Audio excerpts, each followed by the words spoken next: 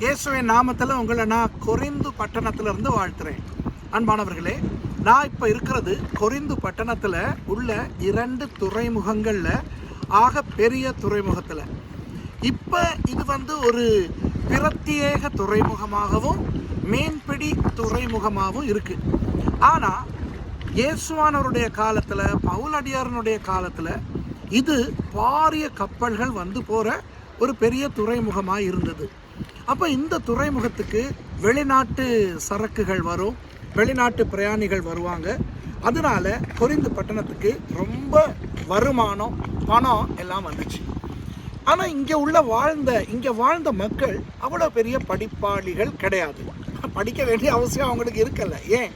அவ்வளோ வசதியான, அவ்வளோ வருமானம் நிறைஞ்ச ஒரு பட்டணம். அதனால இந்த பட்டணத்தில் உள்ள மக்கள் யாருக்காவது ஏதாவது கொடுத்து உதவி செஞ்சாங்கன்னா அதை பயங்கரமாக போய் ஊருக்கே தம்பட்டம் அடிப்பாங்க. எல்லாருக்கும் போய்ட்டு சொல்லுவாங்க, நாங்கள் அப்படி செஞ்சோம், இப்படி செஞ்சோன்னு. அப்போ இந்த இடத்துக்கு பவுலடியார் ஊழியத்துக்கு வரார் இல்லையா, 1.5 வருஷம் இங்கேருந்து ஊழியம் செஞ்சார். அவரோட கூட ஆக்கிலா, பிரிசில்லாங்கிற 2 பேரும், ஒரு தம்பதியினர், அவங்களும் ஊழியம் செய்கிறாங்க.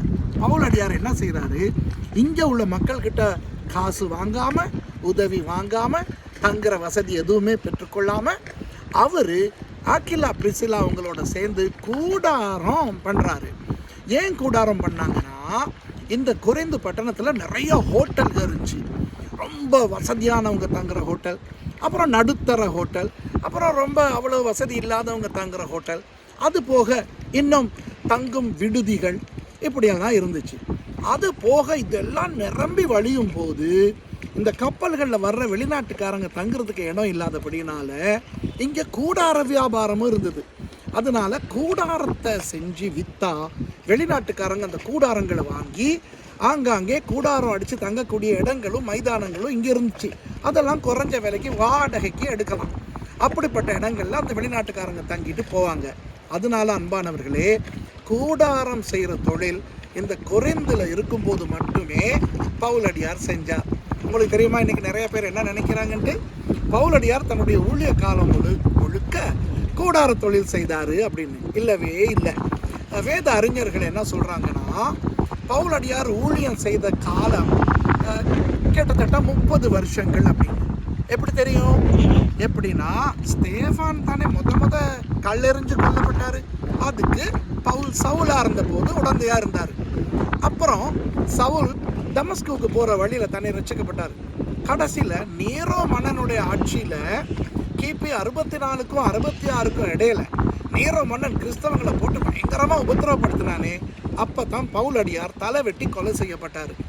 அப்படி இருக்கும்போது கிபி 64, 65, மிஞ்சி போனால் 66, அந்த நாட்களில் தான் பவுலடியார் சிரச்சேதம் பண்ணப்பட்டு கொல்லப்படுறார். ஆகவே அவருடைய ஊழிய காலம் கிட்டத்தட்ட 30 வருஷங்கிறது வேத அறிஞர்களுடைய கணிப்பு. 30 வருஷம் ஊழியம் செஞ்சவர் 30 வருஷமும் கூடார தொழில் செய்யலை. நிறைய பேர் ஏதோ அவர் வாழ்க்கை பூரா, ஊழிய காலம் பூரா கூடார தொழில் செஞ்சாருன்னு நினைக்கிறாங்க. இல்லை, அவர் 1.5 வருஷங்கள் தான் கூடார தொழில் செய்தார். அதையும் ஏன்னு இன்றைக்கி நான் உங்களுக்கு சொல்லி கொடுத்துறேன் இல்லையா. அப்போ அன்பானவர்களே, இந்த கொரிந்து பட்டணம் இன்றைக்கும் அழகாக இருக்குது, ரொம்ப இதமாக, உடம்புக்கு இதமாக இருக்குது.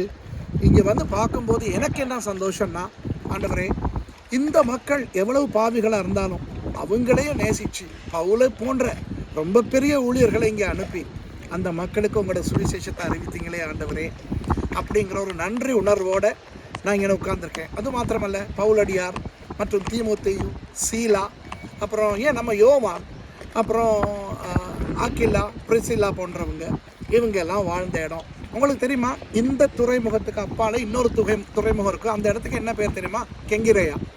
அப்போ கெங்கிரேயா சபையில் ஒரு சகோதரி இருந்தாங்கன்னு உங்களுக்கு தெரியும். ரோமர் 16வது அதிகாரத்தில் அவங்க ஊழியம் செஞ்சாங்கன்னு.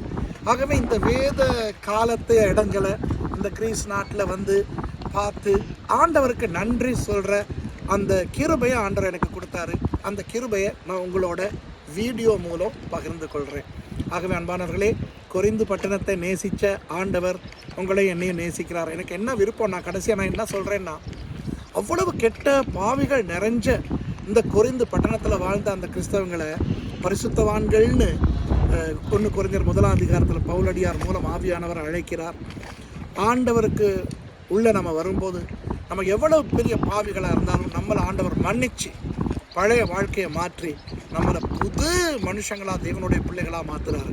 அது பெரிய ஒரு ஆசீர்வாதம், பெரிய ஒரு சந்தோஷம். ஆகவே அன்பானவர்களே, கொரிந்து பட்டணத்திலிருந்து உங்கள் சுரேஷ் உங்களுக்கு இயேசுவின் நாமத்தில் வாழ்த்துதல் சொல்லி விடை பெறுறேன். Praise the Lord.